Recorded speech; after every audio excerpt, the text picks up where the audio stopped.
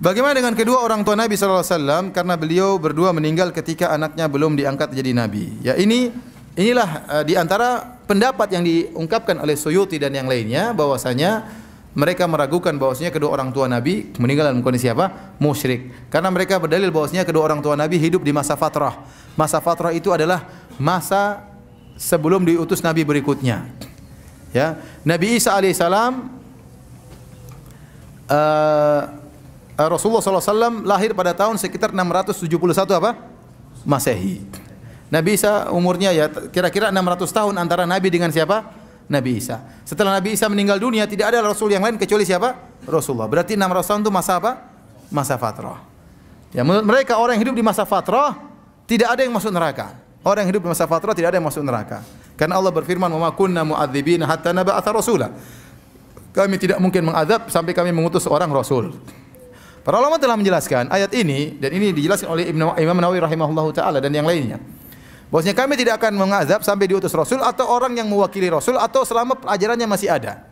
Oleh karenanya, ajaran tentang tauhid yang ditinggalkan oleh Nabi Ismail alaihissalam di kota Mekah, ditinggalkan oleh Nabi Ibrahim, masih tersisa. Masih tersisa. Meskipun Nabi Muhammad belum diutus. Oleh karenanya, di zaman fatrah tersebut ada orang-orang dikenal dengan Al-Ahnaf, yaitu orang-orang yang bertauhid tidak melakukan kesyirikan. Di antaranya Waraqah ibn Naufal. Waraqah ibn Naufal beragama Nasrani tapi dia tidak berbuat syirik. Sehingga dia meninggal dalam kondisi muslim. Rasulullah mengabarkan la tasubbu Waraqah. Jangan kalian mencaci maki Waraqah, sungguhnya aku melihat bagi Waraqah surga, satu surga atau dua surga. Jadi dia meninggal dalam masuk surga. Ya. Sebaliknya ada orang-orang yang divonis oleh Nabi dalam neraka jahanam meskipun di masa fatrah. Contohnya siapa? Contohnya Amr bin Luhai al-Khuzai. Kata Rasulullah SAW, aku melihat Amr bin Luhai al-Khuzai di neraka jahanam. Sahih Bukhari. Kenapa?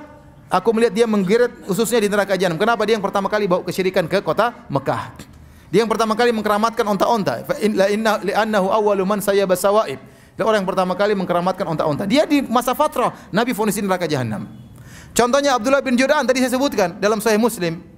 Hidup juga di masa fatrah sebelum Rasulullah SAW diangkat menjadi nabi. Dan Nabi mendapati dia dan dia baik. Aisyah bertanya, "Hal yanfa'u dzalik ya Rasulullah?" Abdullah bin Jud'an dahulu memberi makan kepada fakir miskin, kemudian dahulu menyambung silaturahmi, menjamu tamu, apakah bermanfaat? Kata Nabi, tidak bermanfaat. La yanfa'u dzalik, tidak bermanfaat. Lam yakul yauman qat rabbi ghfirli khati'ati yaumaddin. Tidak pernah dia berkata, ya Allah ampunilah dosa-dosaku pada hari kiamat kelak di neraka jahanam. Sama, ya. Sahabat yang datang kepada Nabi, ya Rasulullah, ayahku di mana? Kata Rasulullah, inna abaka finnar, ayahmu di neraka jahanam. Ya, sama. Bapaknya juga di masa jahiliyah, ya, belum mendapati Nabi SAW diangkat sebagai seorang Rasul. Jadi banyak orang-orang seperti tadi Hatim At-Tai, ya, anaknya bertanya, ya Rasulullah, ayahku bagaimana? Dulu sering bersedekah, sering dermawan. Kata Rasulullah SAW, tidak bermanfaat. Karena abuka yaf'alu dzalik yuridu syai'an fa adrakahu. Ayahmu dahulu melakukan demikian karena ingin sesuatu, ingin dipuji dan dia mendapatkannya. Ternyata ada orang-orang yang divonis oleh Nabi dalam hadis-hadis yang sahih Bukhari dan yang lainnya, dan mereka hidup di masa fatrah divonis oleh Nabi masuk neraka jahanam. Menunjukkan sebenarnya masih ada sisa agama tauhid. Dan di antara orang-orang divonis oleh Allah Subhanahu wa taala meninggal dalam kondisi musyrik, di antaranya ibunya Nabi dan ayahnya Nabi sallallahu alaihi wasallam. Saya pun ingin ayah dan ibu Nabi di surga, saya juga ingin. Tapi Nabi yang bilang, ya, ayahnya di neraka. Nabi yang dilarang, yang bilang saya dilarang untuk mohon ampun kepada ibu saya.